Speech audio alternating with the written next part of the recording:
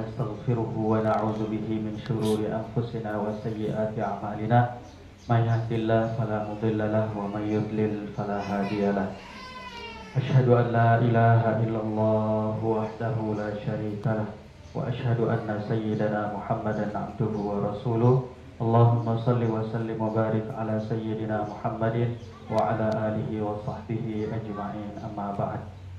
Yang kami hormati Bapak Ismail beserta rombongan semuanya dari instansi PKBM Today Kota Bontang, kami ucapkan selamat datang di tempat kami yang serba terbatas ini.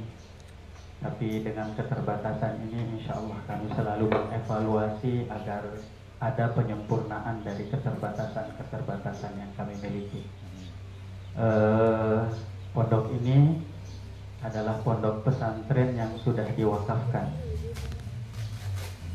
Pondok pesantren yang sudah diwakafkan, tanahnya itu dari Bapak Puang Haji Saka. Kalau Ibu Umar mungkin kenal, di sana tadi Puang Haji Saka, kemudian Ibu Haji Bunga, imamnya dulu di sini, yang melalui anak-anaknya, 3 anaknya, Bapak Marpiase yang juga ipar saya, Bapak Tahang, kemudian Bapak Ibu Esa, kemudian orang tua kami juga mewakafkan tanahnya hampir 3 hektar di bawah sana, kemudian ditambah lagi 2 hektar, tambah lagi 2 hektar yang dibeli oleh pendiri, jadi kurang lebih tanahnya di sebelah itu yang ditanami kebun yang sudah diwakafkan semuanya kurang lebih 6 hektar yang kosong yang dipakai. Sementara ini yang ada bangunannya, ada instansi pendidikan TK umum, ada TPQ yang belajarnya siang, santri pondok yang mengajarinya, jadi memberdayakan semua. Ada juga pengajian ibu-ibu dan ada pondok pesantren Ibnu Sabil Santan Tengah yang kita sedang berada di sini, yang mana pondok pesantren ini dimulai pendidikannya di 2013. Namun cikal bakalnya sebenarnya sudah lama, karena anak-anak mengaji di rumah, menginap di rumah orang tua kami dulu itu sudah berjalan lama. Jadi sebenarnya suasana pondok itu sudah lama terbangun sampai sekarang ini. Namun secara formal itu di 2013. Bapak Ismail dan kawan-kawan yang kami hormati, pondok pesantren ini diawali dari Bapak Haji Agus. Haji Agus yang sekarang berdomisili di Jakarta. Beliau adalah seorang pendidik yang ditinggal oleh bapaknya, yang juga kakak saya, kakak kandung, ditinggal oleh bapaknya, kemudian harus membiayai adik-adiknya, kurang lebih ada 4 orang termasuk saya, mulai dari Sulawesi kemudian pindah ke kota Jakarta. Nah, karena memang dasarnya dia adalah seorang pendidik, banyak yang ikut ke beliau, termasuk saya orang pertama ikut ke beliau pada saat di Jakarta. Kemudian diarahkan, kamu sekolahnya di sini, kamu sekolahnya di sini, khususnya di pesantren. Keponakan, kemudian kerabat, tetangga ikut ke sana. Kemudian disuruh sekolah, diarahkan sekolah di sini, sekolah di sini. Nah, ketika liburan, mereka itu liburannya ke rumahnya Ustadz Agus ini. Dan rumahnya sangat kecil, sehingga beliau berpikir, andai saja ada asrama buat mereka, enak kali ya. Gitu.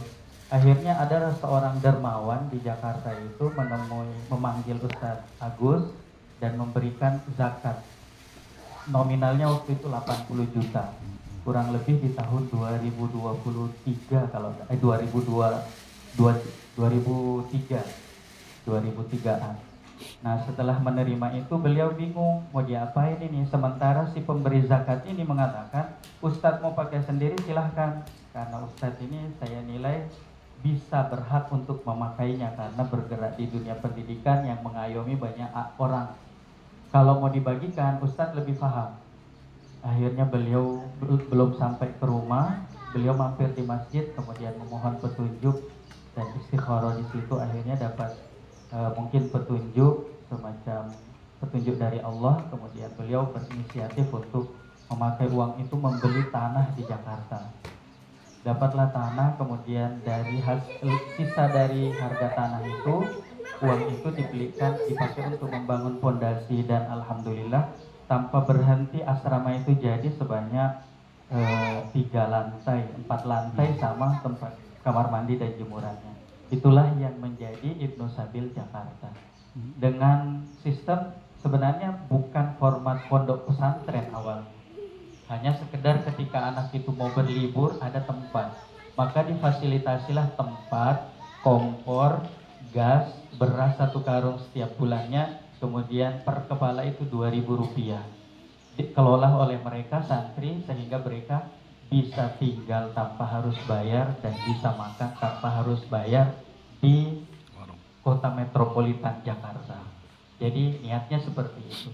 Berjalan lambat laun, akhirnya dibuatlah kewajiban santri itu sholat jamaah awalnya. Muncul ada pengajian-pengajian seperti itu. Ada beberapa kegiatan. Mulai tamat anak itu dari SMP, kemudian kuliah. Termasuk kepala sekolahnya ini kuliah di Jakarta, tinggalnya di asrama itu.